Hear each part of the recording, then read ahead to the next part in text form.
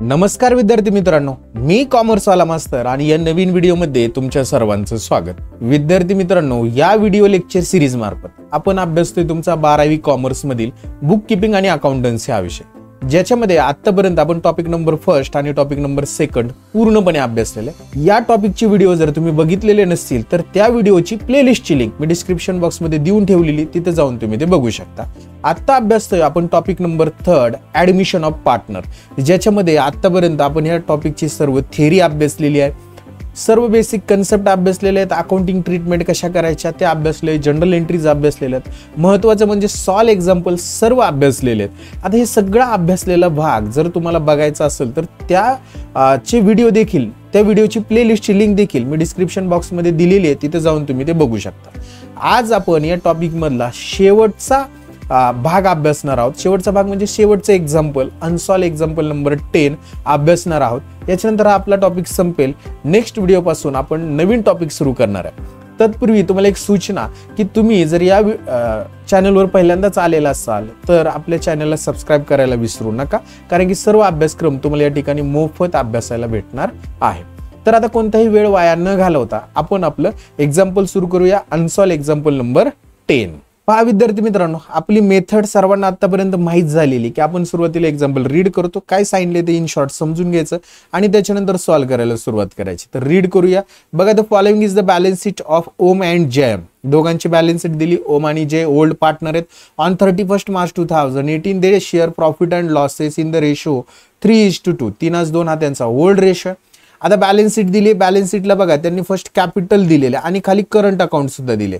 ज्यावेळेस कॅपिटल दिलेलं असेल त्यावेळेस कॅपिटल आपण बॅलन्स शीटच्या लायबिलिटीला लिहायचं आणि करंट अकाउंट ओपन करून करंट अकाउंटचा बॅलन्स त्या करंट अकाउंटच्या क्रेडिटला लिहायचा। असेटला कॅश अकाउंट तयार करायचं, त्याच्या डेबिटला बॅलन्स लिहायचा, बिल्डिंग असेटला लिहायचं, machinery asset, furniture asset, stock asset, debtor सुद्धा असेट। ऍडजस्टमेंट मध्ये काय सांगितले बघा, they take Jagdish into partnership on 1 April 2018 the terms being. आता बघा, त्यांनी जगदीश हा नवीन पार्टनर ऍड करायचं ठरवलं, त्यासाठी त्यांनी खालील टर्म आहेत। Jagdish should pay ₹3,000 as his share of goodwill. त्याने 3,000 गुडविल आणलं।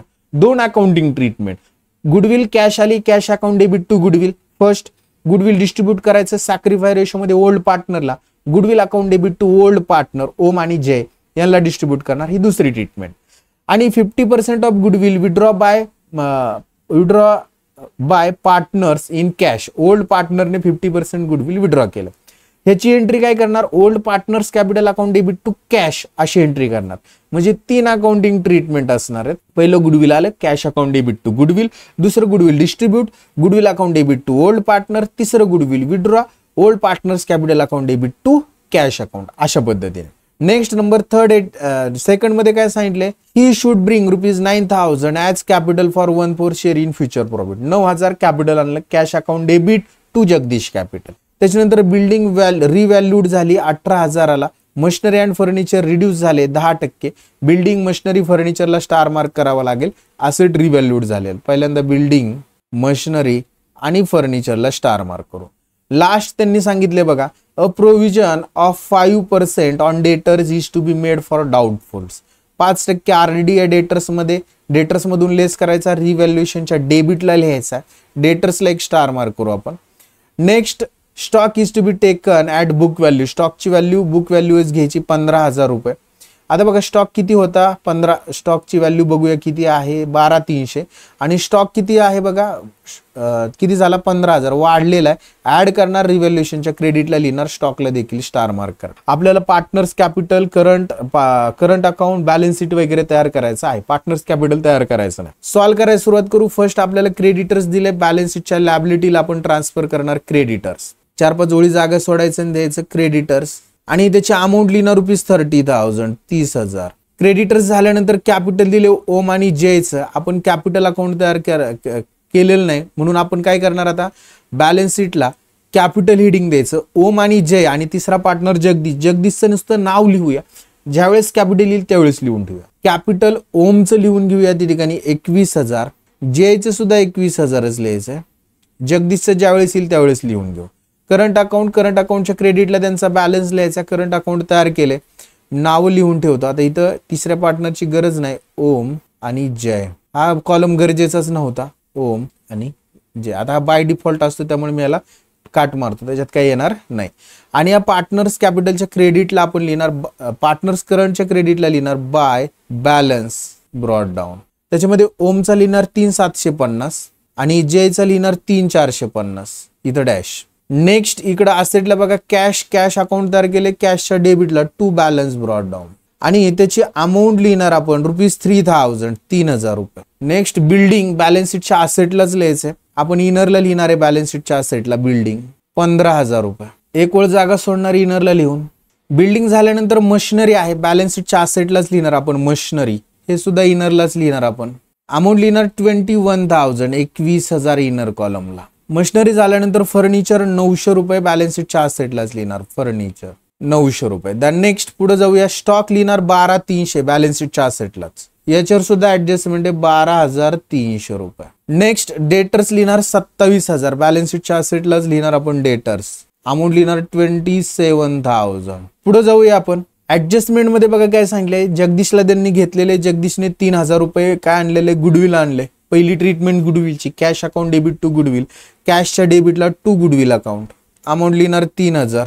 गुडविलच्या क्रेडिटला बाय कॅश अकाउंट, अमाऊंट लिहिणार 3,000. आणलेलं गुडविल ओल्ड पार्टनरला सॅक्रिफाय रेशो मध्ये डिस्ट्रीब्यूट करायचं. आता लक्षात घ्या या ठिकाणी सॅक्रिफाय रेशो कसा कॅल्क्युलेट होईल, ओल्ड न्यू रेशो दिलाय का आपल्याला, नाही दिला, म्हणजे काही इन्फॉर्मेशन दिली का, नाही दिली, म्हणजे जो ओल्ड रेशो असेल इथं दिलेला तोच आपला सॅक्रिफाय रेशो असणार आहे, म्हणजे 3:2. त्याच रेशो मध्ये गुडविल डिस्ट्रीब्यूट करायचं. गुडविल आणलेलीची एंट्री काय केली आपण, cash account debit to goodwill म्हणजे गुडविलच्या क्रेडिटला. आता goodwill account debit to old partner म्हणजे गुडविलच्या डेबिटला ओल्ड पार्टनरची नावं लिहावी लागतील, टू ओम कॅपिटल आणि टू जय कॅपिटल. आणि त्यांना तो सॅक्रिफाय रेशो मध्ये जर गुडविल आपण डिस्ट्रीब्यूट केलं तर ते 1,800 आणि 1,200 अशा पद्धतीने. हे इकडं डेबिटला आहे. पार्टनर्स, आता इथं कॅपिटल म्हणण्याऐवजी आपण काय म्हणायला पाहिजे होतं, करंट म्हणायला पाहिजे होतं. इथं कॅपिटल अकाउंट आहे ना, याला कॅपिटल न म्हणता करंट अकाउंट म्हणावं लागेल. इथं करंट, आता तो सवयीचा परिणाम आहे करंट अकाउंट. आणि करंट अकाउंटचे क्रेडिटला ट्रान्सफर करावं लागेल बाय गुडविल अकाउंट. अमाऊंट लिहायची 1,800 आणि 1,200. आता हे गुडविल पुढे जाऊन त्यांनी असं सांगितलंय की बघा त्यातलं 50% गुडविल विड्रॉन केलेले ओल्ड पार्टनरने कॅश मध्ये. मग याची एंट्री काय, तो old partners capital account debit to cash म्हणजे ओल्ड पार्टनर्स कॅपिटल म्हणण्यापेक्षा आता करंट म्हणूया, करंट अकाउंटच्या डेबिटला लिहायचं to cash account oblique bank account. आता बघा या ठिकाणी हे पण सॅक्रिफाय रेशो मध्येच 3,000 गुडविल होतं, त्याच्या 50% 3,000चे निम्मे म्हणजे 50% 1,500 त्यांच्या सॅक्रिफाय रेशो मध्ये म्हणजे 3:2 या रेशो मध्ये जर डिस्ट्रीब्यूट केले तर ₹900 आणि ₹600 अशा पद्धतीने. हे इकडे डेबिटला आहेत, कॅश अकाउंटच्या क्रेडिटला जायचं आणि त्या ठिकाणी लिहायचं बाय ओम कॅपिटल. ओम करंट अकाउंट लिहावं लागेल ना, कॅपिटल करंट अकाउंट ₹900 900 आणि बाय जय करंट अकाउंट. अमाऊंट लिहिणार ₹600. ही झाली पहिली अकाउंटिंग ट्रीटमेंट गुडविलची. नेक्स्ट त्यांनी सांगितलं की ₹9,000 काय आणलेले, कॅपिटल आणले, कॅशच्या डेबिटला जायचं डायरेक्ट आणि त्या ठिकाणी लिहायचं to Jagdish capital account. Amount लिहिणार ₹9,000. आता कॅपिटल अकाउंट तर तयार नाही केलं, मग जगदीशचं कॅपिटल डायरेक्ट बॅलन्स शीटच्या लॅबिलिटीला आपण या ठिकाणी लिहिले बघा ₹9,000 लिहून टाकायचं लॅबिलिटीला. मग आता याची टोटल बॅलन्स शीटच्या लॅबिलिटीला बघा किती येणार आहे, 41 हे 42 9 ₹51,000 झालं, संपला विषय. नेक्स्ट पुढे बघा बिल्डिंगची व्हॅल्यू 18 आहे, मशिनरी आणि फर्निचर रिड्यूस आहे, बिल्डिंग बॅलन्स शीटच्या असेटला. ऍडजस्टमेंट पुन्हा सांगतो काय चाललंय ते, building is to be valued 18,000 म्हणजे बिल्डिंगची व्हॅल्यू 18,000 झालेली, बॅलन्स शीटच्या असेटला जायचं, ज्या ठिकाणी बिल्डिंग दिलेली त्या ठिकाणी यायचं लिहायचं ₹18,000 आउटर कॉलमला. इनरला बघायचं बिल्डिंग 15चे 3,000ने वाढली म्हणून 18 झाली, याला म्हणायचं ऍड ॲप्रिसिएशन. आणि हे ₹3,000 आपण दुसरा इफेक्ट कुठे दाखवणार आपल्या रिव्हॅल्युएशनच्या क्रेडिटला बाय बिल्डिंग अकाउंट. अमाऊंट लिहिणार ₹3,000. नेक्स्ट पुढे जाऊया आपण. पुढे बघा त्यांनी काय सांगितले, बिल्डिंग झाल्यानंतर मशिनरी आणि फर्निचर 10% रिड्यूस म्हणजे डेप्रिसिएट आहे, मशिनरीकडे जायचं म्हणायचं लेस डेप्रिसिएशन ऍट 10% ₹2,100. 21,000 ₹2,100 आपण काय करणार, वजा करणार, 18,900 आउटरला येणार. दुसरा इफेक्ट रिव्हॅल्युएशनच्या डेबिटला टू मशिनरी. अमाऊंट लिहिणार ₹2,100. नेक्स्ट पुढे जाऊया. मशिनरी रिड्यूस केल्यानंतर फर्निचर सुद्धा डेप्रिसिएट आहे. फर्निचर बॅलन्स शीटच्या असेटला लिहिले. त्या ठिकाणी जायचं लेस डेप्रिसिएशन ॲट 10%, 90 रुपये. आउटरला येतील 810 रुपये. हे 90 रुपये लॉस आहे रिव्हॅल्युएशनच्या डेबिटला टू फर्निचर. अमाऊंट लिहिणार ₹90, 90 रुपये. नेक्स्ट बघा, प्रोव्हिजन आहे 5% RD वर, आपण डेटर्स मधनं लेस म्हणायचा RDD ॲट 5%. आणि बघा 27,000वर 10% 2,700, 5% 1,350 वजा होतील आउटरला 25,650. RDDचा दुसरा इफेक्ट रिव्हॅल्युएशनच्या डेबिटला टू RDD 1,350 रुपये. नेक्स्ट बघा, लास्ट ऍडजस्टमेंट मध्ये स्टॉकची व्हॅल्यू 15 झालेली. बॅलन्स शीटच्या असेटला जायचं. त्या ठिकाणी ज्या ठिकाणी स्टॉक लिहिलाय तिथं आउटरला लिहायचे 15,000. इनरला बघायचे 12,300. इन्क्रीज झालाय किंवा ऍप्रिसिएट म्हणायचं किंवा इन्क्रीज म्हणा. कितीने इन्क्रीज झाला? 700 आणि वरचे 2,700 ने इन्क्रीज झाला. हा प्रॉफिट आहे रिव्हॅल्युएशनच्या क्रेडिटला बाय स्टॉक. अमाऊंट लिहिणार 2,700 रुपये. आणि आता क्लोज करायला सुरुवात करायची. सगळं झालेलं रिव्हॅल्युएशनच्या क्रेडिटची टोटल जास्त असणार आहे. 3 आणि 2 5,000 रुपये. जर आपण टोटल केली तर 5,700 रुपये. तीच डेबिटला लिहिणार 5,700 रुपये. त्याच्यामधून या सगळ्या अमाऊंट जर वजा झाल्या तर 2,160 रुपये बॅलन्सिंग फिगर आहे. 1, 2 आणि तिसऱ्या ओळीला लिहायचं 2 ओल्ड पार्टनर्स कॅपिटल अकाउंट. याला अंडरलाईन करणार आपण. आणि याच्यामध्ये आपण फर्स्ट घेणार आहोत. पहिला पार्टनर ओम आणि दुसरा आहे जय. बघा त्यांना डिस्ट्रीब्यूट केलं तर 1,296 रुपये आणि 864 रुपये बरोबर. हे इकडे डेबिटला आहेत. पार्टनर्स कॅपिटलच्या क्रेडिटला लिहायचं म्हणजे करंट अकाउंटच्या क्रेडिटला. आता इथं पार्टनर्स कॅपिटल म्हटले त्याला परत एकदा दुरुस्त करावं लागेल. सवयीचा परिणाम आहे हा.